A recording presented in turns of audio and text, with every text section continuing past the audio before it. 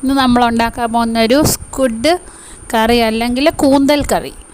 അതിനാവശ്യമായിട്ടുള്ള കൂന്തൽ നമ്മൾ വൃത്തിയാക്കിയ ശേഷം അതിനാവശ്യമായുള്ള സവോള, ചെറിയുള്ളി, ജിഞ്ചർ ഗാർലിക് പേസ്റ്റ്, അതൊരു ചീനിച്ചട്ടി നമ്മൾ സവോള നല്ലപോലെ വഴറ്റിയെടുക്കുക. ബ്രൗൺ നിറമാകുന്നിടം വരെ വഴറ്റുക. അതിനുശേഷം ജിഞ്ചർ ഗാർലിക് പേസ്റ്റ് ഇടുക. അത് വഴണ്ട ശേഷം കറിവേപ്പില ഇട്ട് വീണ്ടും കറിവേപ്പില, പച്ചമുളക് വഴറ്റുക. ഉപ്പ് ആവശ്യത്തിന് ചേർക്കുക.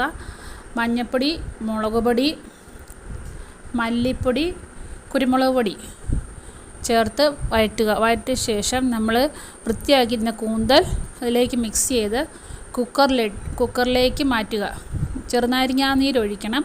കുക്കറിലേക്ക് ഇട്ട് 3 വിസിലടിച്ച ശേഷം നമ്മൾ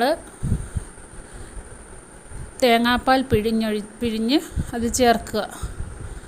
നല്ല രുചികരമായ കൂന്തൽ കറി റെഡി.